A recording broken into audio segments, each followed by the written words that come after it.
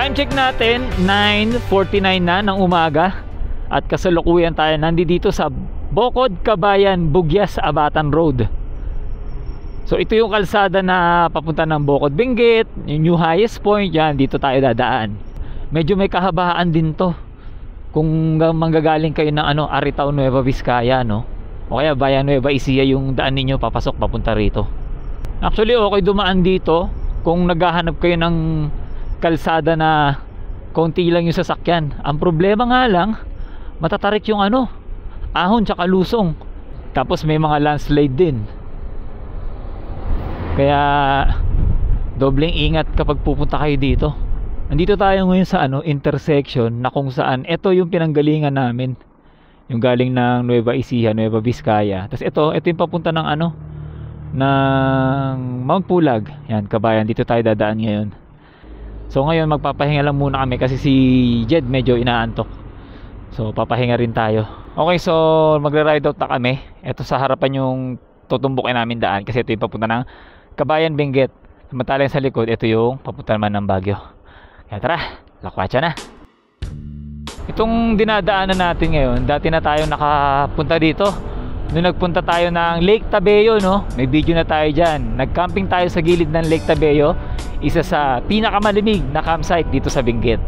So mula dito sa hinintuan natin na intersection, meron na lang 82 kilometers papunta ng Baangan Escapade. Tatagal na lang yan ng 2 hours and 35 minutes kung tuloy-tuloy ha. Pero syempre marami tayong stopover gawa ng drone. Tapos mga pahinga natin kasi minsan syempre pag inaantok tayo kailangan nating magpahinga. Ito palang Baangan Escapade. Nakita ko to sa sa Google. Nag-search ako ng mga magagandang lugar na pwedeng puntahan sa Benguet, no. Nakita ko dun sa sa mga picture na nasa taas siya ng para siyang nasa taas ng falls, no? Merong falls malapit. Tapos parang yung campsite niya nandoon mismo sa taas ng falls. Kaya mamaya pagdating natin doon sa campsite, makikita natin kung ano ba talaga yung itsura.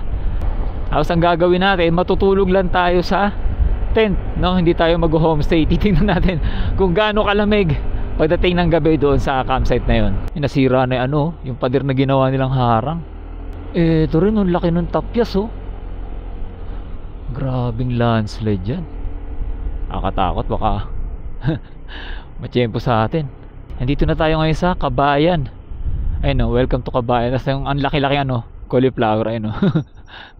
Tapos ito sa Barangay Adaway. Let's go. Dito kasi kapag nakita ko na yung malaking cauliflower, yun yung palatandaan ko na nakapasok na ako ng Kabayan. Grabe, ang dami nagkalat na mga debris, mga bato, mga lupa. Ayun, mga galing talaga sa taas. Bago lang yun. Mga bago lang. Wow. Ay, dadaan tayo dyan, pre. Daan na yan, Oo. Tayo dadaan. Pababa to eh. Tapos ikot tayo dun. Ayan, pababa na yan. Yee! Saka lang, dahan-dahan. Yan ang dadaanan namin. Yan yeah, Manipak.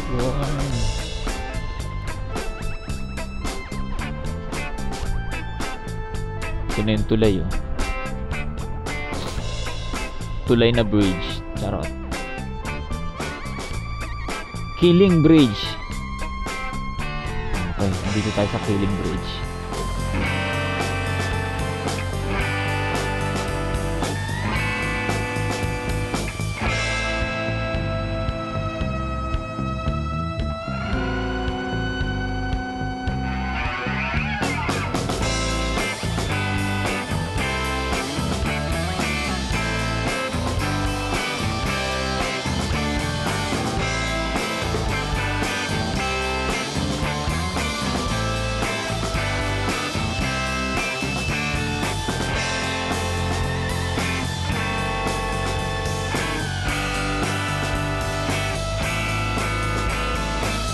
Tapos dito sa gilid ng bundok, ayun, nakikita nyo ba?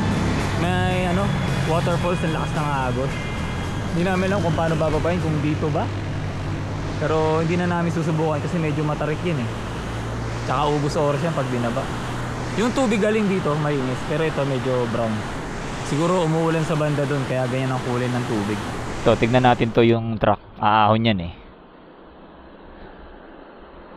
Yun. Buwelo siya. Ang tarik oh, ala. Ganun siya katarik. O diba? Grabe yan. Actually, nilumulusong kami, nakakatakot talaga. Tsaka todo alalay kami sa preno. Kasi kapag nagkamali ka dun, ayan o, salpo ka dito sa waiting shed na to, o kaya diretso ka dito sa baba. Grabe yung putik. Huling beses akong dumaan dito, hindi ganito yung sitwasyon nung daan. Gawa siguro to ng pag-uulan. Tsaka ng landslide. Welcome, Adaway National High School. Uy, may falls sa harap. Ang ganda oh. Ayun oh. Ano bang tawag ko sa falls na to? Yung bridge. Pinangalan ko yung sa bridge eh. Ito, yung bridge na yan. Ano bang pangalan tong bridge na to?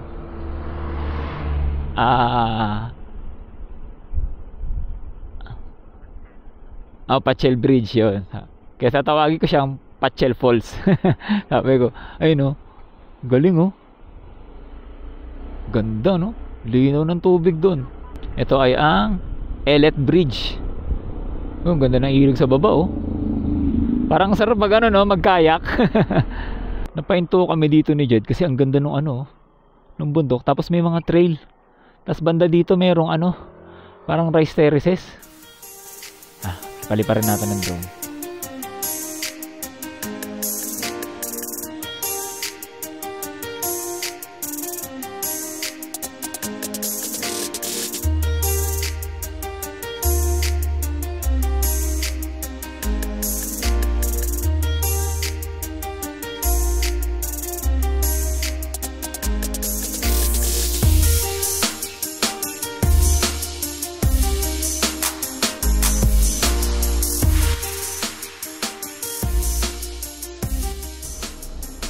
Okay, 12:07.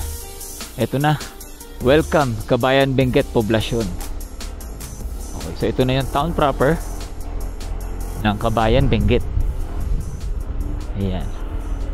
Maliit na lang to na poblasyon. Pero ayan, tahimik lang sila dito. Ito yung kanilang kapilya. Ayan. Tapos Municipal Police Station yung kanan. Tapos ito yung kanilang public market. Ayan, yung may red na semento. Ito public market. Ito naman yung kanilang barangay hall. Ayan. Yung pakanan na to, yan yung papunta ng Lake Tabeo. Ayan, oo. Sakop to ng Mount Pulag Protected Landscape, pero yan papunta yan ng ng Lake Tabeo. Yan. Mataas yun, matarik yun. Tsaka may shortcut din yan papunta ng Tinok sa New Highest Point. Kanina, panay lusong tayo. Ngayon naman, ahon naman tayo. Tarik ng ahon. Gusto ko po. Uy, hindi ko nakita. Hindi ko nakita yan Yan oh. Ang tarik, ang tarik.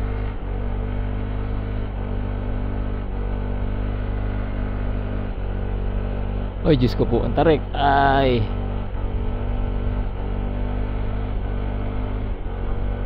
Panis sa Venture.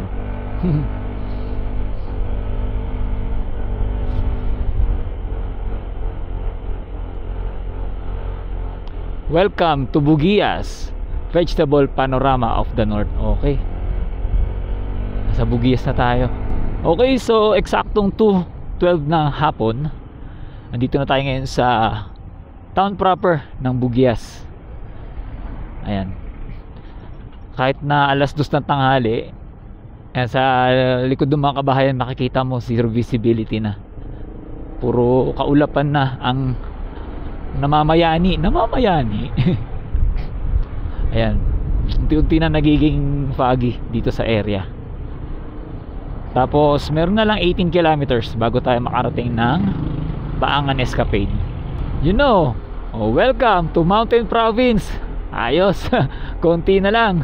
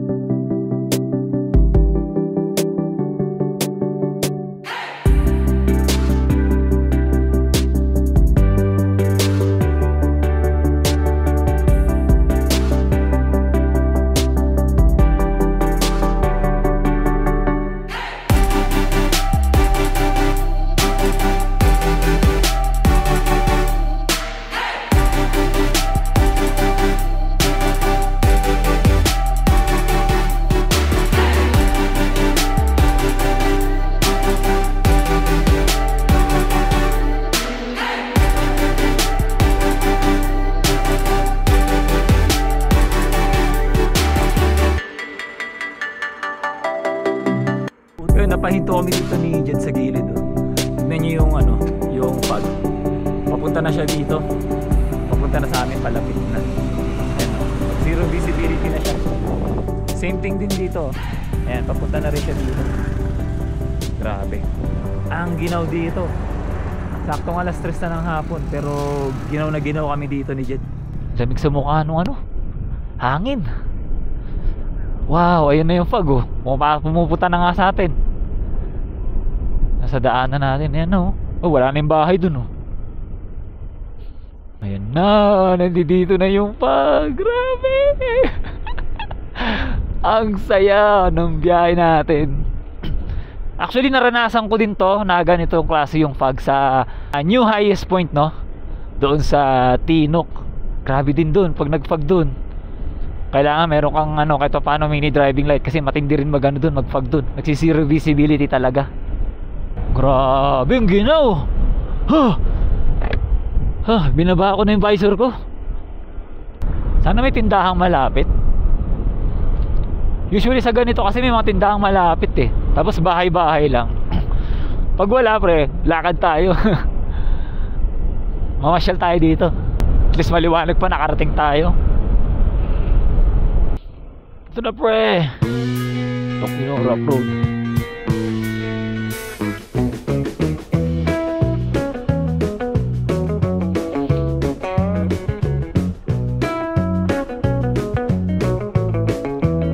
Hindi ako confident. Taas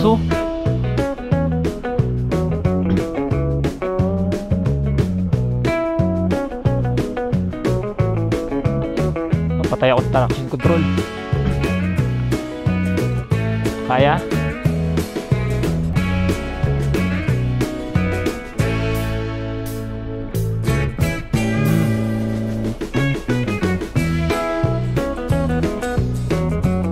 Malilinya ko. Diretso na ako.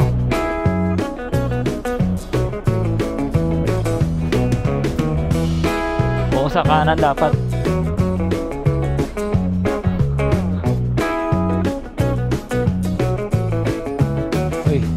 Rough road. Hindi ako confident.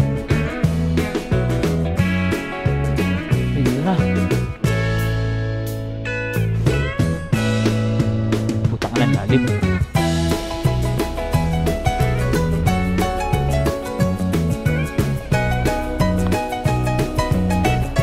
Hindi kaya.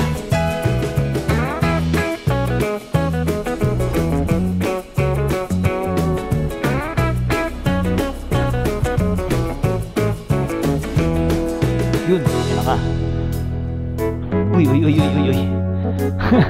Disaster.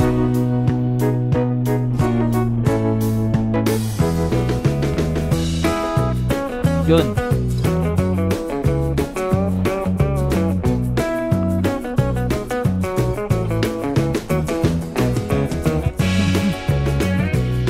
Nakanan, ang lalim.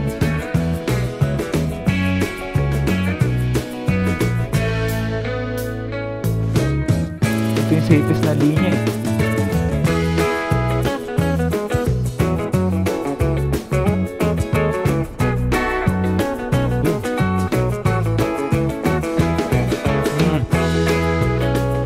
Kailangan.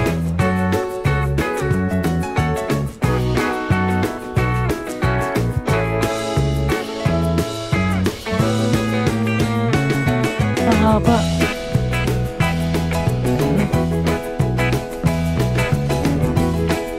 Ang haba, pre.